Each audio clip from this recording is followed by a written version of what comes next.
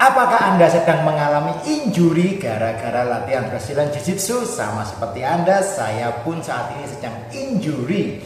Dan hari ini saya akan membahas apa saja yang harus kita lakukan kalau kita sedang injury sebagai seorang yang belajar Brazilian Jiu-Jitsu.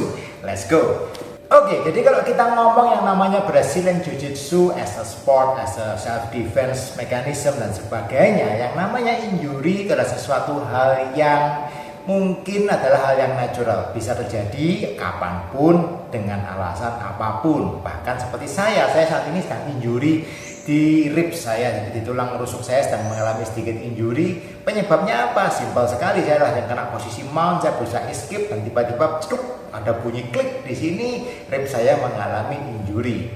Dan yang namanya injury itu bisa terjadi baik sengaja maupun tidak sengaja. Mungkin lawan Anda memang mainnya agak rough atau gimana, ataupun mungkin lawan Anda tidak melakukan apa-apa, Anda sendiri melakukan satu gerakan yang keliru dan Anda mengalami injury. Itu adalah hal yang natural di semua jenis sport. Sekali lagi saya katakan, semua jenis sport ada resiko injurinya, bukan hanya Brazilian Jiu-Jitsu.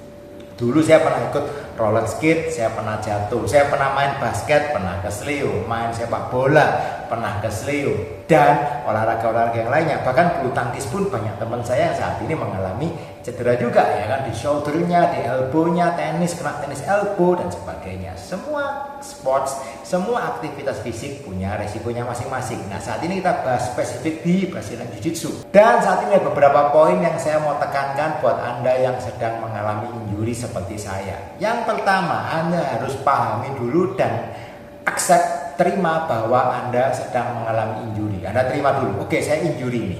Saya harus menganalisa dulu injury saya ini serius apa enggak. Contoh, Anda mengalami injury seperti saya, ribs injury, injury-nya di ribs, buat gerakan-gerakan tertentu sakit dan nyerinya kadang-kadang buat waktu awal, buat tarik nafas panjang pun sakit sudah. Saat ini sudah 90% bisa dikatakan baik. Saya buat gerakan-gerakan apapun, saya putar kiri, putar kanan, nggak ada masalah. Tapi tertentu masih ada sedikit nyeri ya. Yang saya lakukan, ya saya terima dulu. Saya mengalami injury, saya berarti tidak bisa latihan nih. Berarti saya harus accept that. Saya nggak bisa paksa, ya nggak apa-apa. Lakuin terus, paksa latihan. Beberapa coach kadang-kadang seperti itu. Saya punya murid yang dulu latihan di olahraga yang lain. Waktu dia injury, coachnya tetap maksa, kamu harus tetap latihan dan sebagainya dan sebagainya. Saya sebagai coach BJJ-nya ya, saya ngomong sebaiknya nih kamu periksa ke dokter dulu. Ya, itu sudut pandang saya berbeda. Masing-masing coach punya sudut pandang yang lain. Tapi buat saya periksa dulu. Kalau injury-nya itu membuat Anda sangat sakit, Anda tidak bisa latihan dengan baik, Anda merasa sangat nggak nyaman, buat tarik nafas saja sakit, buat gerakan naik turun, buat duduk berdiri sakit dan sebagainya, mungkin ya Anda periksa dulu. Kalau Anda melihat bahwa satu hari esok, besok sudah lebih menurun, besok lebih menurun, ya mungkin cederanya nggak serius. Tapi kalau Anda sakit dan sakit sekali, sakit, nggak berkurang sakitnya, ya ada baiknya Anda periksa ke dokter, Anda cek apakah injurinya seberapa serius. Yang pertama, buat saya terima dulu Anda injury, stop dulu latihannya, periksakan ke dokter kalau diperlukan. Kalau enggak, ternyata Anda periksa, oh ternyata baik-baik aja, dokter bilang nggak ada masalah, ya puji Tuhan Anda bisa recovery dengan lebih cepat. Itu poin yang pertama. Oke, setelah yang kedua Anda lihat dulu bahwa ini cederanya serius apa enggak. Kalau cederanya cedera serius, Anda harus stop. Oke, apapun alasan Anda, saya mau ada pertandingan kek atau apa kek, itu enggak worth it menurut saya. Oke, kalau memang injurinya injuri yang serius, misalkan Anda kena cedera di lutut, mungkin Anda buat bunyi, buat duduk, buat apa semuanya sakit, Anda merasa kok lutut saya goyang-goyang dan sebagainya, Anda harus stop latihan, periksa dulu ke dokter. Oke, shoulder Anda buat ngangkat tangan sedikit-sedikit aja udah sakit sekali, Anda stop dulu, periksakan. Oke, Anda mau ke dokter, mau ke shinsei, Anda mau ke chiropractor atau yang apa, terserah. Cari orang yang lebih pengalaman, yang lebih mengerti tentang injuri Anda periksa dulu mengenai injuri Anda. Oke, kalau memang serius, stop training. Nah, kedua ada injurinya minor. Anda injurinya minor dalam artian ya buat gerak agak nggak enak coach, tapi nggak apa-apa ya. Anda yang tahu sendiri dengan badan Anda juga. Atau mungkin Anda ke dokter, dokternya bilang, oh ini istirahat 2 hari, 3 hari. Anda turutin dong. Anda harus turutin. Nggak bisa Anda paksa, besok saya mau latihan dok. Bisa nggak ini, saya besok mau latihan? Ya nggak bisa. Mau harus rest ya Anda rest dulu sesaat, 2 hari, 3 hari lebih enak ya Anda comeback to training.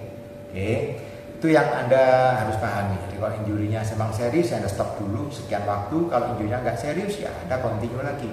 Oke, yang kedua. Yang ketiga, usahakan jangan stop total. Kok bisa, Coach? Nah, ini maksudnya gimana, Coach? Tadi katanya disuruh rest. Ini sekarang kok saya disuruh jangan stop total. Nah, bedakan antara stop total itu dalam artian Anda memang tidak boleh beraktivitas dulu. Contohnya, Anda sedang mengalami cedera pada ACL atau mungkin cedera yang lain lah. Seperti saya, injury ribs. Ya sebaiknya jangan latihan dulu, jangan rolling lah, jangan sparring, jangan drilling, jangan, karena itu akan memperburuk kondisi. Terus harus tetap jangan stop total itu bagaimana? Anda bisa hadir di kelas. No, kok bisa? Bisa, karena waktu Anda hadir di kelas Anda bisa mengamati kelas yang sedang berjalan. Oh, materi hari ini diajarkan teknik A. Teknik yang seperti apa, mungkin hari ini belajar Baratoplata, hari ini belajar omoplata mungkin atau apa, Anda pelajari, Anda bisa melihat secara visual, Anda tidak ketinggalan terlalu total. Oke. Yang paling bahaya adalah kalau Anda benar-benar stop total, Anda memang akan merasa disconnect nantinya. Waktu Anda mau memulai lagi itu secara psikologis akan lebih berat. Tapi kalau Anda tetap hadir, kadang-kadang Anda hadir di kelas, Anda masih ketemu dengan teman-teman, Anda melihat kelas, melihat teknik, melihat teman Anda sparring, atau Anda di rumah, Anda bisa meluangkan waktu sebentar nonton pertandingan mungkin, Anda melihat video instruksional mungkin, Anda bisa tetap involved. Jadi Anda tidak putus total. Misalkan 1 minggu, 2 minggu, sebulan Anda sama sekali tidak melihat BJJ sama sekali, itu waktu Anda nanti mau mulai lagi, Anda akan merasa disconnect. Anda akan merasa, aduh kok rasanya saya ketinggalannya luar biasa ya, ketinggalannya ya. Teman-teman saya ini sudah majunya udah banyak, saya ketinggalannya jauh. Nah, itu biasanya nanti akan lebih berat waktu Anda mau restart, mau mulai lagi. Oke. Jadi usahakan tetap stay in touch dengan dunia BJJ. Oke, itu poin nomor 3 menurut saya sangat penting. Kemudian yang poin keempat adalah Anda harus fokus dengan yang namanya recovery. Nah, Anda ikutin recovery-nya apa nih contohnya? Seperti saya, injury ribs. Injury ribs nggak bisa diapa-apain, nggak bisa di gips nggak bisa, mau diapain juga nggak, apa yang bisa dilakukan. Yang bisa dilakukan adalah Anda rest, Anda kompres. Ini saya lakukan, sangat sering saya lakukan ini, saya melakukan kompresi, saya kompres selang-seling, kompres dingin, kompres hangat, saya lakukan kompresi.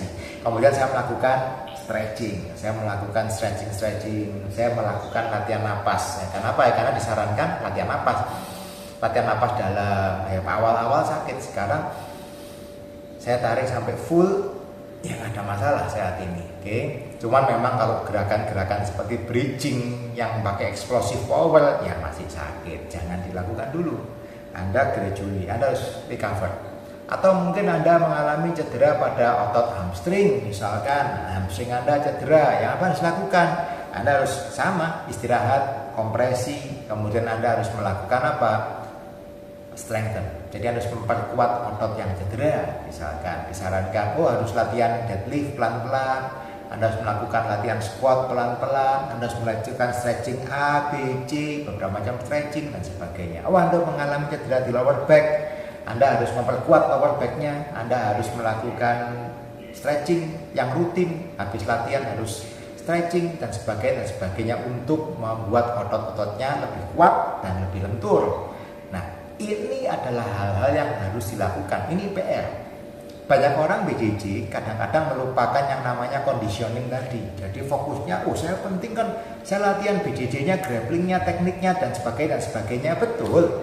Tetapi yang namanya badan ini Anda harus anggap ini seperti mesin yang harus mendapatkan maintenance. Anda punya mobil, Anda punya sepeda motor, itu kalau enggak diservis berkala, ya kan, Anda punya mobil itu servis berkala, ya kan, tiap 10.000 km harus ganti oli, harus ganti filter, harus ganti bla bla bla bla bla bla, harus ada servis, ada tune up mesinnya. Nah, badan kita ini juga jangan lupa, ini harus di tune up. Anda pakai untuk BJJ, betul, itu juga exercise, tetapi Anda juga harus melakukan strength exercise, melakukan flexibility exercise, Anda harus tetap melakukan stretching, latihan angkat beban, Anda harus melakukan calisthenics sedikit-sedikit dan sebagainya, supaya badan Anda ini tetap ready untuk latihan BJJ ke depannya. Oke, itu penting banget, dan banyak sekali orang BJJ yang melupakan. Yang penting saya datang, saya rolling, apalagi yang banyak juga yang datangnya telat kadang-kadang.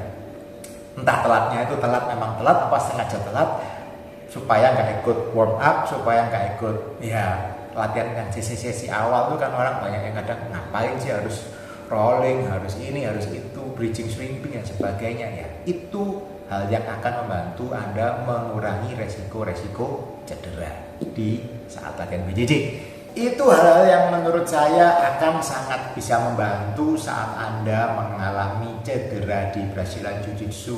Pastikan Anda kontrol, Anda cek dulu ini injury Anda seperti apa, serius enggak, injurinya mungkin ringan ya Anda bisa tetap latihan pelan-pelan. Anda kalau mungkin berat ya Anda stop total dulu, ya kan. Kalau Anda memang stop, pastikan Anda stop, tapi Anda tetap berhubungan dengan Brazilian Jiu-Jitsu, entah datang ke kelas, buat catatan, rekam video, tekniknya Anda pelajari pelan-pelan, dan nonton pertandingan dan sebagainya. Kemudian berikutnya lagi, pastikan Anda melakukan body maintenance. Oke, penting sekali lagi saya tekankan, apalagi kalau Anda yang sampai 30-40 tahun ke atas. Body maintenance itu akan membuat Anda bisa long last di Brazilian Jiu-Jitsu. Banyak orang yang tanya-tanya kepada saya, umurnya coach umur berapa coach? Hampir 45 umur saya. 45 ini ya 50, hampir 50, hampir 50 tahun. Masih bisa rolling? Masih.